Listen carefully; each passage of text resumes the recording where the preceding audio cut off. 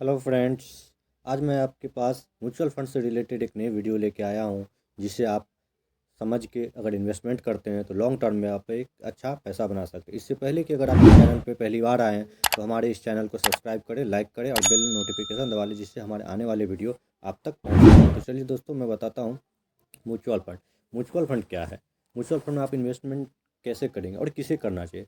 तो mutual fund एक ऐसा फंड है जिसमें कलेक्शन ऑफ मनी होता है। मतलब यानी कि आप और मेरे जैसे जो लोग होते हैं इसमें पैसा लगाते हैं, और हमारे बिहाफ पे एक फंड मैनेजर होता है जो कि वो पैसा मार्केट में लगाते हैं अलग अलग प्रोसेस के माध्यम से। लेकिन आपको म्यूचुअल फंड में इन्वेस्टमेंट क्यों करना चाहिए और किस लिए करना चाहिए? अगर आपके पास, क्या आप डायरेक्ट इक्विटी मार्केट में इन्वेस्टमेंट नहीं कर सकते? दोस्तों, अगर कर सकते, अगर आपके पास इक्विटी मार्केट की नॉलेज है और आपके पास टाइम है तो आप डायरेक्ट भी इक्विटी मार्केट में कर सकते हैं। लेकिन अगर आप जॉब में हैं और आपके पास उतना टाइम नहीं बच पाता है जिससे कि आप मार्केट को देख सके और अपने पोर्टफोलियो को मैनेज कर सके, तो आपके लिए सबसे आसान जो रास्ता होगा वो एक म्यूचुअल फंड हो सकता है, जिसमें उसको फंड को मैनेज करने के लिए फंड मैनेजर होता है जो कि क्वालिफाइड होता है और वो सेबी से रजिस्टर्ड होता है। तो वो हमारे पैसे को अलग अलग कंपनियों में लगाते हैं, जिससे हमें एक अच्छा रिटर्न बन के देता है। लेकिन आपको यह ध्यान रखना होगा दोस्तों कि म्यूचुअल फंड सही नहीं है अगर आपको इसकी सही नॉलेज नहीं है। अगर आपके पास म्यूचुअल फंड की सही नॉलेज नहीं है, आप किसी भी म्यूचुअल फंड में अगर आप पैसा लगा देते हैं तो वहाँ आपको लेने के देने भी पड़ सकते हैं।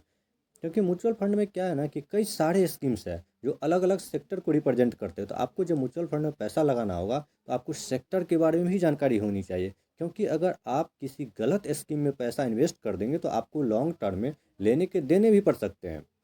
इसीलिए म्यूचुअल फंड आसान क्यों होता है? क्योंकि आपको इसमें स्टॉक एनालिसिस नहीं करनी होती है, डायरेक्ट स्टॉक्स में नहीं जाना होता है, और आप अगर जॉब में हैं, आपके पास लिमिटेड टाइम है, लिमिटेड मनी है, लिमिटेड नॉलेज है, तो आप म्यूचुअल फंड के रास्ते अपना पैसा को मिनिमम रिस्क और मैक्सिमम रिटर्न के लिए म्यूचुअल फंड के सहारे इक्विटी मार्केट में लगा सकते हैं, जहां एक लॉन्ग होराइजन में आपको एक अच्छा रिटर्न बना के दे सकता है। दोस्तों, अब इसमें इन्वेस्टमेंट करने के क्या क्या तरीके हो सकते हैं वो मैं आपको बता रहा हूँ। तो इसमें इन्वेस्टमेंट करने के कई सारे तरीके होते हैं, और इसमें आप मिनिमम 100 रुपीज़ से भी आप डाल सकते हैं जो भी करना है। तो ये आपके लिए है कि आप अगर 100 रुपीज़ से स्टार्ट करना चाहते हैं, वो अगर आपकी सैलरी मान लीजिए 10 to 25,000 है, तो आप इसमें कर सकते हैं। आप मतलब 5,000 का SIP पर मंथ आप कर सकते हैं। अब मैं आपको बताऊंगा कि 5,000 SIP करने पर आपको क्या होगा। अगर मैं SIP कैलकुलेटर में जाके आपको बताता हूँ, अगर मैं आ गया SIP कैलकुलेटर में, यहाँ आपको मैं बता के दिखाता हूँ कि एक छोटे टर्म में आप कैसे, अगर मान लीजिए आप 5,000 के हिसाब से अगर आप SIP कर रहे हैं, तो यहाँ मैं आपको कैलकुलेट करके बता रहा हूँ। ये 5,000 है। अगर आप स्मॉल कैप में कर रहे हैं, अगर आपका आपका एज 25 ईयर्स है और आप चाहते हैं कि आप एक लॉन्ग टर्म के हिसाब से, अगर आप रिटायरमेंट का प्लान करना चाहते हैं और आप 60 ईयर्स तक का रिटायरमेंट करना चाहते हैं, तो अगर आप यहाँ स्मॉल कैप में लगा रही है दोस्तों, 12% है। अगर आप किसी भी लार्ज कैप में पैसा लगा रहे हैं तो आपको 12 to 15 मिल जाता है। अगर आप स्मॉल कैप में पैसा लगा रहे हैं तो 15 to 25 तक भी मिलता है। लेकिन अगर मैं यहाँ पे 25 ना लेके मैं ये चाहता हूँ कि आपको कम से कम 20% अगर मिल जा रहा है, तो अगर 20% भी नहीं लेके डिसीजन में है तो 18% स्मॉल कैप में अगर ले रहे हैं, और आप 25 ईयर्स के और 50 में आप रिटायर होना चाहते हैं, तो अब मैं इसे कर दूंगा 25 के लिए। 25 ईयर में आपका पैसा कितना होगा, और आपका मैक्सिमम आपका जो इन्वेस्टमेंट है वो 5,000 पर मंथ है। तो आप देखिए आपका टोटल जो इन्वेस्टमेंट हुआ है वो आपने 15 लाख रुपीज़ आपने इन्वेस्ट किया है। कितने ईयर में? 25 ईयर में। और आपका जो टोटल मतलब मिल रहा है वो 2,91,00,000। अब आप देखिए दोस्तों, आपका इन्वेस्टमेंट कितना हुआ है? मात्र 15 लाख, और आपको मिल रहा है लगभग लगभग 3 करोड़। ये कब है? जब आपको 18% का रिटर्न मिल रहा है।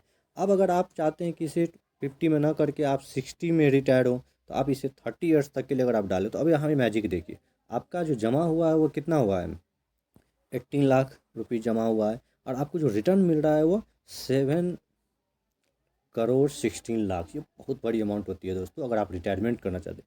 अब कहेंगे मैं 5,000 भी नहीं कर सकता हूँ, तो आप कितना कर सकते हैं? आप अगर 1,000, अगर आप ओनली 1,000 का अगर SIP करते हैं तो आपको क्या क्या होगा? अगर आप सिर्फ 1,000 रुपये ही लगाते हैं मार्केट में, और आपको जो है वह 18% का रिटर्न मिल जा रहा है, और आप ये इसका टाइम होराइजन जो आपका 30 साल है, तो अब आपके पास जो है वो कितना मिलेगा? तो अब देखिए, आप 1,000 कहीं कर रहे हैं, आपको 30 साल में आपके पास जो टोटल जमा हुआ है, आपने जो जमा किया है वो 3,60,000 रुपये है। लेकिन आपको जो मिल रहा है वो 1,43,00,000 रुपये मिल रहा है 30 साल की एज में। मतलब जब आप 60K होगा, ये सिर्फ आप 1,000 रुपये कर रहे हैं। अगर यहाँ पे आपका रिटर्न थोड़ा सा बढ़ा दे, अगर स्मॉल कैप लॉन्ग टर्म अगर 20% भी अगर आपको दे रहा है, तो आप देखिए कितना मिल रहा है, 2,30,00,000 ये। लेकिन दोस्तों कंपाउंडिंग म्यूचुअल फंड के थ्रू जो अगर आपको कंपाउंडिंग का बेनिफिट लेना है, तो आप अपने पैसे को लंबे टाइम के लिए लगाएं, क्योंकि जब आप अपने पैसे को लंबे टाइम के लिए लगाएंगे तो उसमें कंपाउंडिंग यानी इंटरेस्ट के ऊपर मिलने वाला इंटरेस्ट आपको कैलकुलेट होता रहेगा, और उसका कंपाउंडिंग जो इंटरेस्ट होता है वो एक मैजिक होता है, जिसका फ़ायदा आपको लॉन्ग टर्म में मिलेगा। तो आप अपना पैसा म्यूचुअल फंड के थ्रू लगाएं और अपने पैसे को ग्रो करें, और एक आप रिटायरमेंट के टाइम पे आप एक अच्छा कॉर्पस लेके रिटायर हो। तो जय हिंद दोस्तों।